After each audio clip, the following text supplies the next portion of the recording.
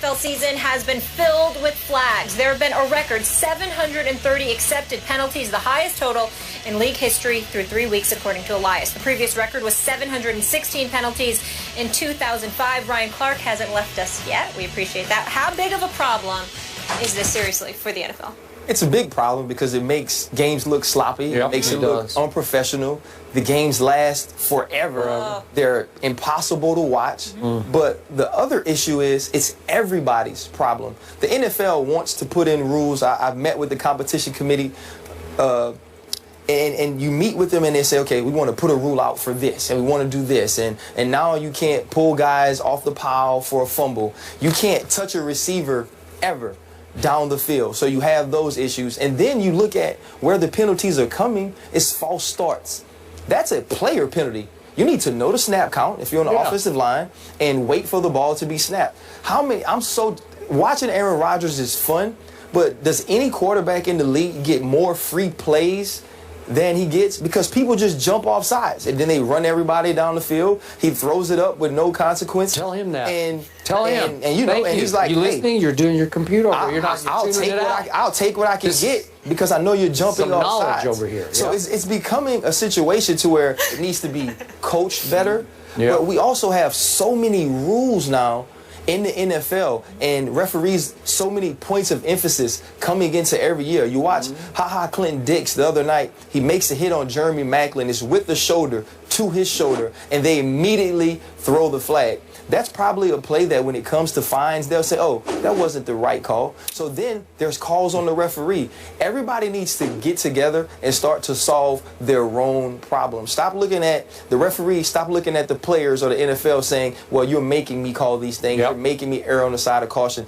Players, understand, do your jobs the correct way. Some penalties are going to happen because sometimes you're going to get beat. You're going to have to hold Michael Bennett or Justin Houston because they're too fast off the line. But a false start, that's something you can control.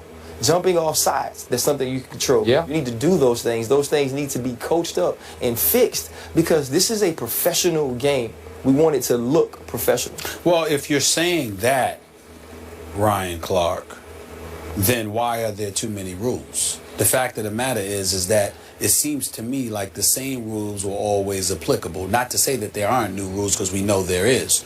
But the point that I'm trying to make is that when you talk about offsides penalties and things of that nature, and you're highlighting the lack of professionalism guys show because their lack of discipline in really applying the rules, then why are we talking about there are too many rules? Why are we not saying how these guys are not being coached well enough? I said it's an everybody problem.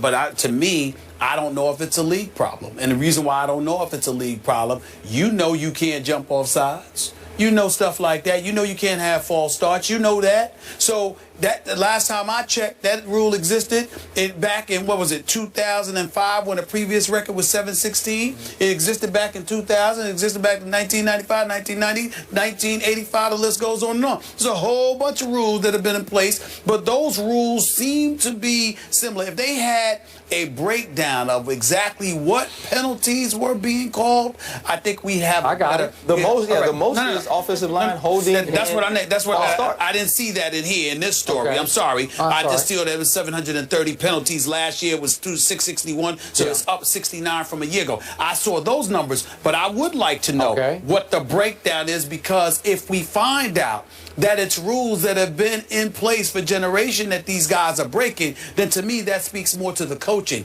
If it's new rules, then it is a combination of maybe the coaching and the fact that the NFL may be just adding too many rules. Y'all see where I'm going? Yeah. All right. Okay. By far the most, these are accepted penalties, not just called, but accepted.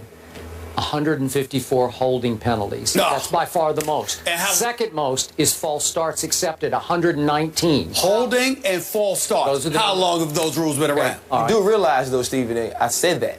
You did? I said that. I said holding and false starts. No, I'm pointing to what you said. I'm saying to you that ain't about the NFL. That's about coaching. No question. That's about players taking responsibility. Listen, I was ashamed of my Dallas Cowboys at Philly. They had a franchise record 18 penalties, and a whole bunch of them were false starts, some by Jason Witten. I don't know what he just jumps off. I don't know what he's doing. Okay, is that a CBA problem because practice is more limited now and you don't have as much time to work on this? Because this is just rudimentary ABC stuff. You know, Some of the, I would say this, the physical stuff could be. You don't get to have as many one-on-one blocking sessions. So you look at holding in that sense. That just could false be a thing. starts. Just stay on the snap count. But false starts, I don't need to go out and practice a lot to make sure that when Tony Romo tells me it's on 2, to leave on 2. It's pretty simple. And for Jason Witten, a 10-time Pro Bowl. Yeah, I don't get it. And holding. Okay, now we're back to the Shaquille O'Neal syndrome. When he was in his prime, he was just, he was unreffable because he would get the ball in the post, you remember this, and he would just fall backwards and power backwards toward the basket, and he was either charging or getting fouled. Which is it? I don't know. Well, a lot of this holding stuff, you literally could call it on every play. Maybe 3 or 4 players are holding, right? Right. Because it's just this tug of war. It's this battle for ground, sacred ground. And I don't know how you ref it. It's almost unreffable. You don't want to just flag every play, but you probably could flag every play. Right. I don't know how you mandate that from the league because they don't want blatant holding on every play. But then it's supposed to be an offense. The game's supposed to belong to the offense. You want to score more points. Well, then why have you called 154 holds? Maybe you should just let it go. What if you just let them hold? Well, right? well, they're taught to hold. They're taught that that's the way you block. You get your hands inside and you grab cloth. And so what's happening, though, these athletes on defense, when you talk about J.J. Watts and Justin Houston's and Ndamukong Suh's, these guys are unblockable most of the time. And that's why these things are happening. But Stephen A. makes a good point about the coaching. Guys have to be coached up in certain situations to do the right thing. Offsides and false starts, that's not coaching. A lot of those other rules are, and it's an emphasis on those things. It's also picking the right players. You got to find guys that can get these things done. And either they're not out there from what we're seeing, or they're not being picked and put in the right position by coaching. And that's why I say it's an everybody problem. The last point, to bring up your point about the CBA, remember that would fall on the players as well. It would. Because one of the arguments that they made was to have less practice in terms of contact. So these are the kind of things that ultimately are a residual effect of it not practicing. Are we heading toward legalizing holding? Just legal, just so you can just grab. No, I don't believe that. Because I think once you legalize it, it goes to the point where they don't even try to conceal it. Guys are getting run by, they're grabbing jerseys from the back, and then it becomes an injury problem, which the NFL and NFLPA are trying to protect players. Gotcha.